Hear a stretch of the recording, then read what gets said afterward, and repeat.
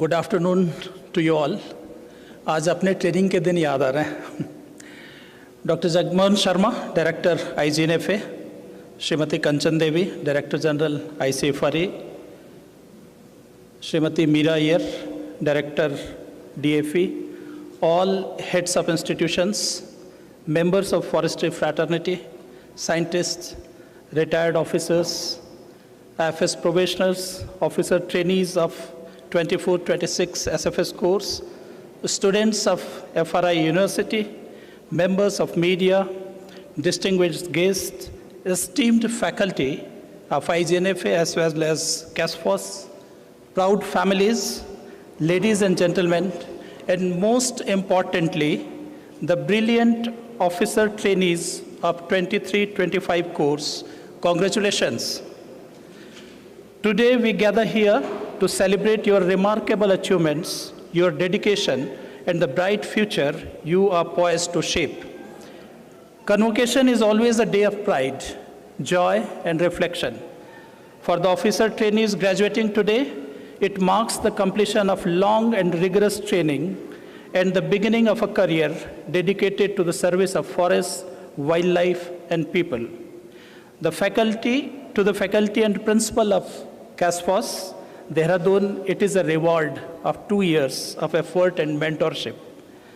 And for all of us present, it is an opportunity to renew our faith in the young generation of foresters who will carry forward the legacy of this profession. I extend my warmest congratulations to each officer trainee of 37th State Forest Service Induction Course 23-25.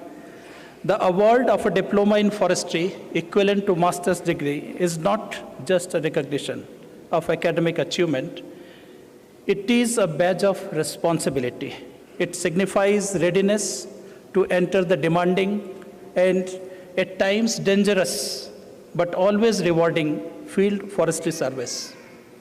I am also delighted to note the significant representation of lady officers in this batch. It reflects the growing diversity and inclusivity of our services, and I am confident that they will bring fresh perspectives, sensitivity, and strength to forestry administration.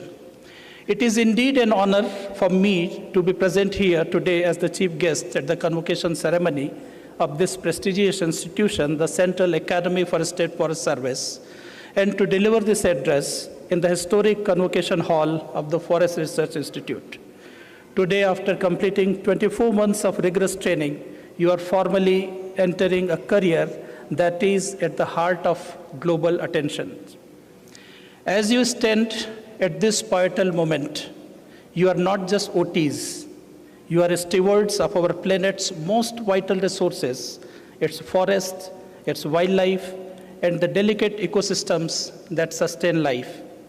Your training has equipped you with knowledge, skills, and a profound responsibility to protect and nurture the natural world. This is no small task, for you are entering a world where the balance of nature is under unprecedented strain. Climate change, habitat loss, and biodiversity decline are not abstract challenges. They are urgent calls to action. And you are uniquely positioned to answer them. As I understand, your journey here has been one of discovery. You have studied the intricate web of life, how a single tree can anchor an ecosystem, how a keystone species can ripple through a food chain, and how human actions can either harm or heal.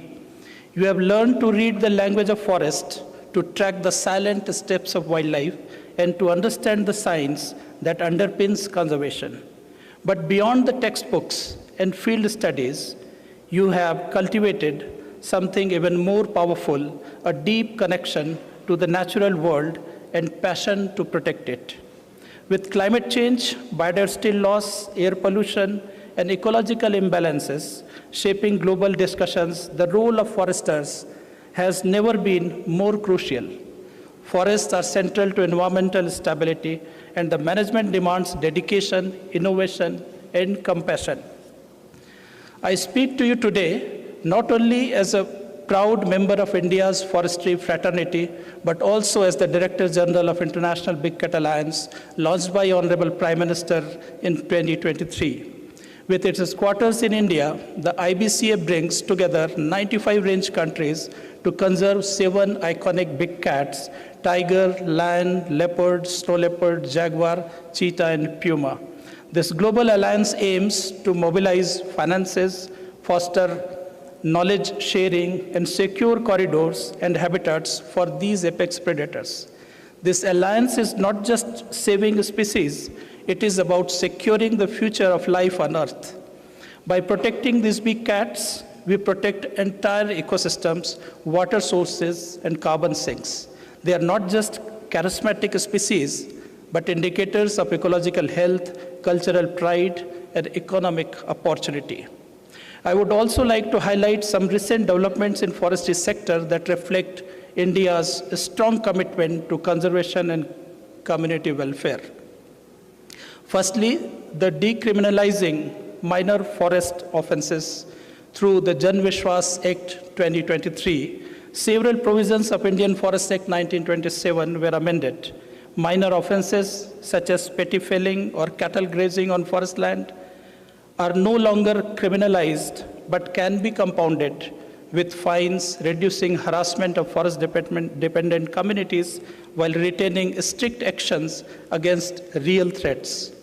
Secondly, the reclassification of bamboo by amending the definition of tree under the Indian Forest Act. Bamboo grown on non-forest is no longer regulated as a tree. This has unlocked immense potential of bamboo, the green gold, as a sustainable income source for farmers and forest communities.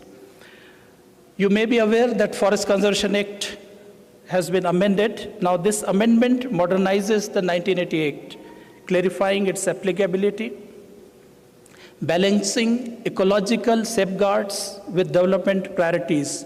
Be thorough on it, because be thorough in its provisions, because day and night you will be requiring this knowledge. The Green Credit Scheme, a market-based mechanism to incentivize eco-friendly actions such as afforestation, mangrove restoration, water conservation, and waste management, allowing individuals and organizations to earn tradable green credits. Launched by Honorable Prime Minister, the Ek Ped Maa Ke Naam, this mass tree planting initiative has transformed plantation drives into Jan Andolan, involving citizens in conservation. Dear young officers, you are stepping into service where every decision you take will have a long-term consequences. As a members of State Forest Service, you are the crucial link between the frontline staff and senior administration. Your role requires both technical expertise and human sensitivity. As you move forward, I urge you to carry 3 guiding principles into your career and lives. First is, be courageous advocates. The work you do will not always be easy. You will face competing interests, economic pressures, policy debates, and sometimes skepticism about the urgency of conservation. Stand firm. Your voice, backed by the science and conviction, is essential. Advocate for the voiceless, whether it's an endangered species, a threatened forest, or a community whose livelihood depends on sustainable ecosystems. Your courage will inspire the change. Second is, embrace collaboration. No one saves planet alone. Believe in collaboration. Your success will depend on working with diverse partners, indigenous communities, policymakers, scientists, social NGOs, civil society institutions, and even industries that may seem at odds with conservation. Listen to their perspectives, find common ground, and build solutions that are inclusive and enduring. The health of our forest and wildlife depends on shared stewardship. Stay inspired. The challenges you face can sometimes feel overwhelming, but never lose sight of why you chose this path. Remember the moments that stirred your soul, the rustle of leaves in thriving forest, the glimpses of rare animal in the natural habitat, the quiet beauty of restored ecosystem. These are the moments that will fuel your resilience and remind you of the impact you can make. Your training here has given you tools, scientific forestry, remote sensing, GIS, law, management, and community engagement. But beyond tools, you must cultivate compassion, resilience, and ability to listen to the people whose lives are tied to the forest. The future of forestry is inseparable from technology. Artificial intelligence, drones, satellite imageries, bioacoustics, DNA analysis are revolutionizing how we monitor and conserve forest. Initiatives such as Digital Learning Lab at CASFOS Dehradun are preparing officers for this future. We must also explore carbon markets, biodiversity credits, and payment for ecosystem services as ways to finance conservation. The world is moving towards recognizing forests not just as the timber-producing lands, but as the climate stabilizers and biodiversity banks. India's culture and tradition provides timeless guidance.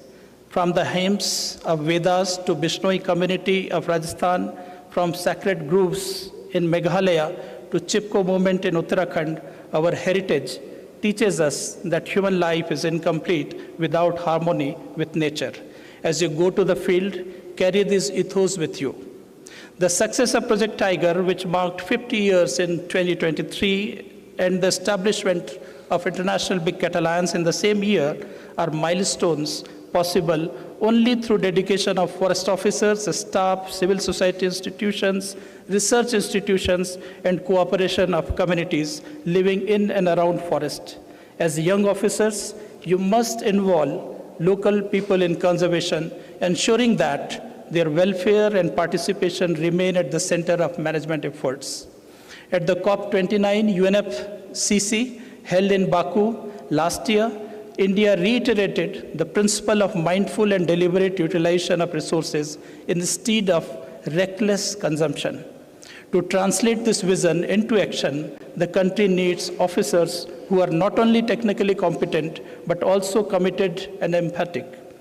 I applaud CASFOS Dehradun for nurturing such officers with emphasis not only on academics, but also on all-round personality development. Forestry today offers immense opportunities, from sustainable timber and non-timber products to ecotourism and livelihood generations. With innovation, local knowledge, and community partnership, you can transform challenges into opportunities, supporting both conservation and India's development aspirations.